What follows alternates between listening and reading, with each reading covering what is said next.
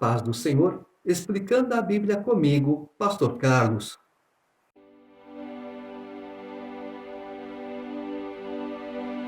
Segunda carta de Paulo aos Coríntios, capítulo 12.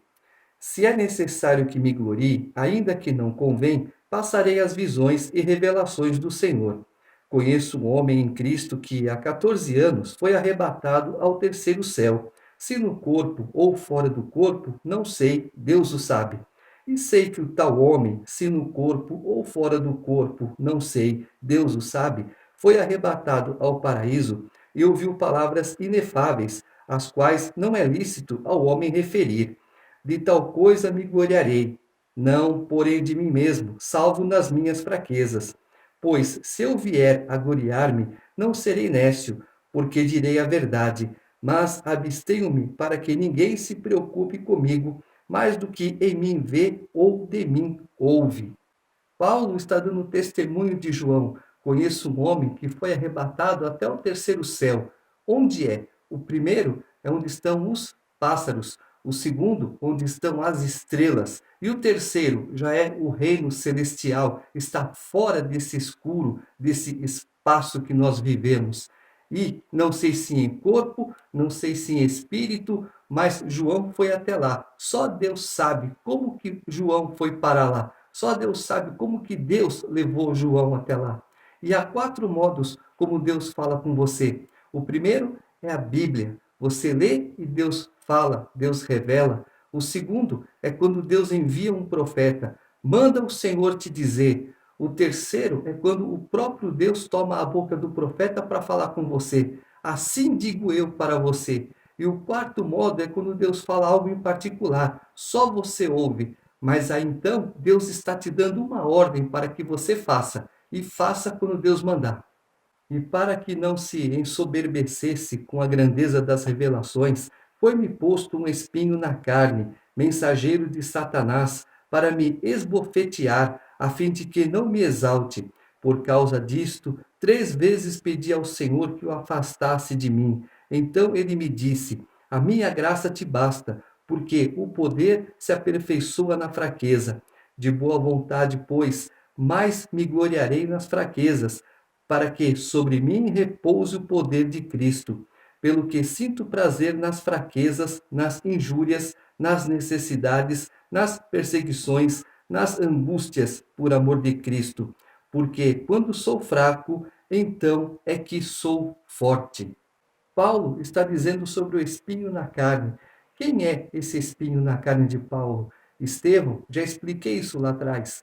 Satanás, sujo, ele vem como mensageiro. Olha, você matou Estevão, você permitiu que um homem inocente morresse, você vai levar essa culpa para o resto da sua vida, não tem perdão pelo que você fez. Assim como esse mensageiro de Satanás ficou atormentando Paulo por muito tempo, ele também nos atormenta.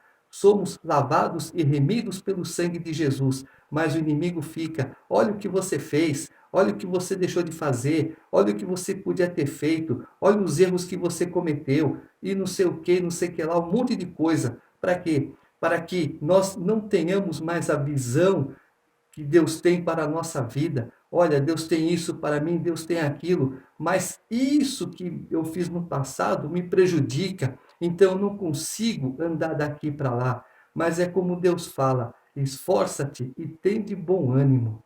Tenho me tornado insensato. A isto me constrangestes. Eu devia ter sido louvado por vós, porquanto em nada fui inferior a esses tais apóstolos, ainda que nada sou. Pois as credenciais do apóstolo foram apresentadas no meio de vós com toda a persistência, por sinais, prodígios e poderes miraculosos. Porque em que tendes vós sido inferiores às demais igrejas, senão neste fato de não vos ter sido pesado? Perdoai-me esta injustiça. Um pequeno desabafo de Paulo. Olha, vocês estão me julgando mal. Não é porque aquele apóstolo, se dizendo apóstolo, veio, explorou vocês, sugou tudo que vocês tinham. Eu não faço isso. Eu venho em nome do Senhor Jesus. Através de mim, Jesus opera sinais, maravilhas e prodígios. E o que eu fiz? Eu fui pesado para vocês? Eu tirei alguma coisa de vocês? Se vocês têm pouco, por acaso eu tirei esse pouco que vocês têm?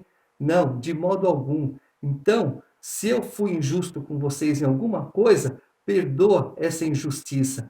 E é assim, chamamos um pregador hoje. Ah, você vai me pagar quanto? Não é assim. Não, porque o justo viverá pela fé. Não é fé em questão de financeiro, mas sim a fé em questão de que eu vivo porque Deus tem promessa para mim lá na frente.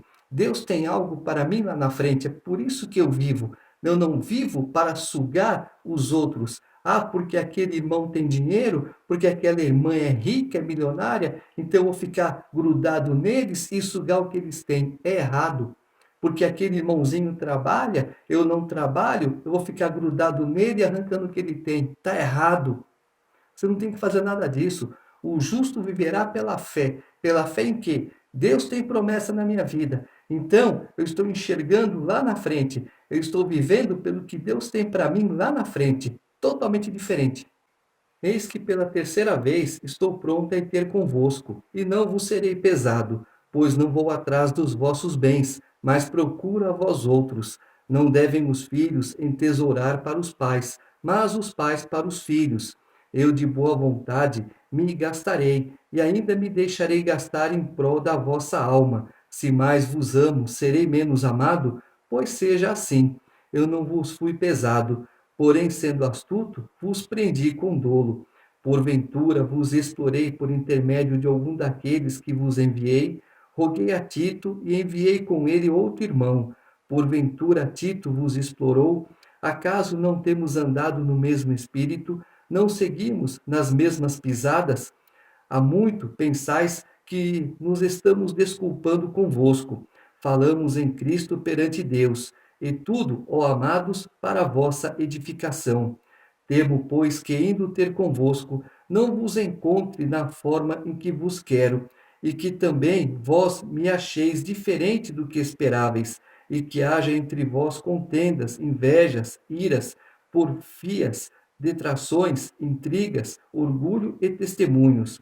Receio que, indo outra vez, o meu Deus me humilhe no meio de vós, e eu venha a chorar por muitos que outrora pecaram e não se arrependeram da impureza, prostituição e lascívia que cometeram. Capítulo 13. Esta é a terceira vez que vou ter convosco. Por boca de duas ou três testemunhas, toda a questão será decidida. Já o disse anteriormente e torno a dizer como fiz quando estive presente pela segunda vez.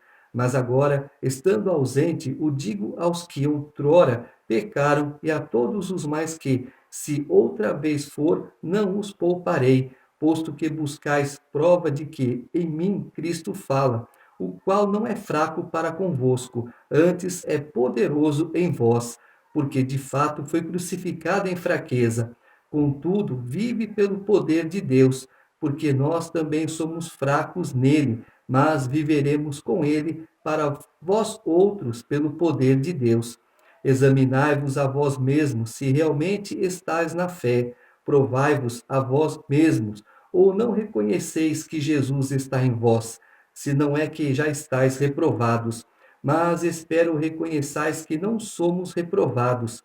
Estamos orando a Deus para que não façais mal algum, não para que simplesmente pareçamos aprovados, mas para que façais o bem, embora sejamos tidos como reprovados, porque nada podemos contra a verdade, senão em favor da própria verdade, porque nos regozijamos quando nós estamos fracos e vós fortes. E isto é o que pedimos, o vosso aperfeiçoamento.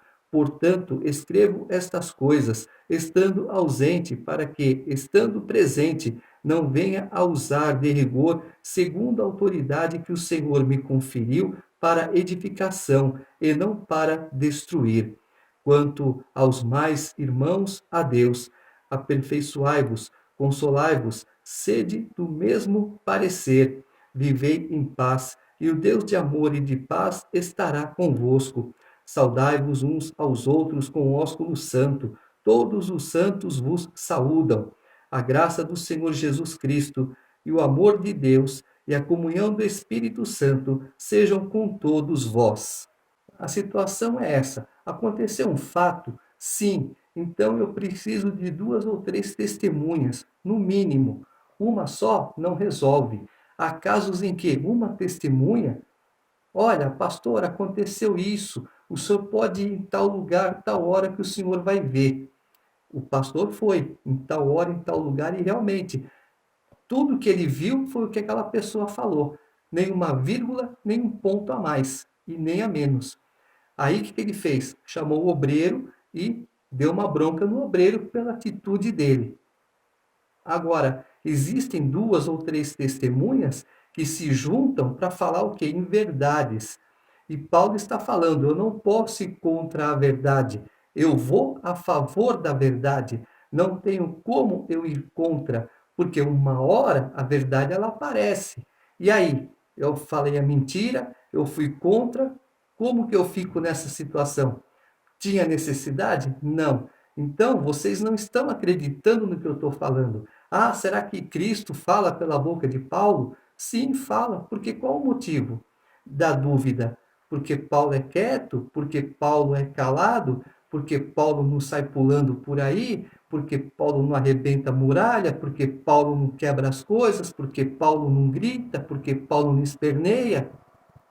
Ora, vamos ver o profeta lá na caverna. O que aconteceu?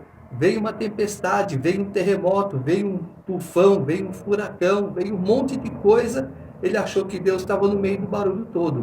Quando veio aquela brisa suave, é onde Deus estava. Deus estava falando aonde? No silêncio. Totalmente diferente. Deus não fala como você quer, Deus fala como Ele quer, do jeito que Ele quer, e para você saber o que você tem que saber, nada mais, nada menos. E quando ele fala, os santos vos saúdam, já falei, os santos são os irmãos, os convertidos, porque nós somos santos, somos separados, nós estamos no mundo, mas a nossa santidade faz o quê? Fiquemos separados do mundo. Então, santo, ele é separado. Aí eu tive uma revelação em relação aos 7 Espíritos de Deus. O candelabro, ele tem 7 hastes, ele tem a haste principal e tem mais 3 que saem dele, 3 de cada lado, 6 ao todo. E são 7 os Espíritos de Deus. Mas o Espírito Santo é um dos 7, é o Espírito Santo, é o Espírito separado de Deus. Então, aquela chama central no candelabro simboliza o Espírito Santo de Deus. Ela não pode ser apagada, ela não deve ser apagada. Nós não podemos apagar a chama do Espírito Santo em nós. O que nós fazemos? Se gritamos, se ficamos quietos, é tudo pelo Espírito, é tudo pela vontade do Espírito. Como Paulo disse, o Espírito é sujeito ao profeta. Então, se eu não quero falar, eu posso me calar. Mas, dependendo do que for, eu tenho que ficar quieto ou tenho que falar alguma coisa. Porque é Deus quem está mandando. Eu tenho que fazer o quê? Obedecer a Deus. Portanto, às vezes a pessoa que não tem valor, a pessoa não é que não tem valor, não é valorizada, não é acreditada, mas não se preocupa, porque Deus sabe o valor que você tem e é tudo no momento dele. É só aguardar.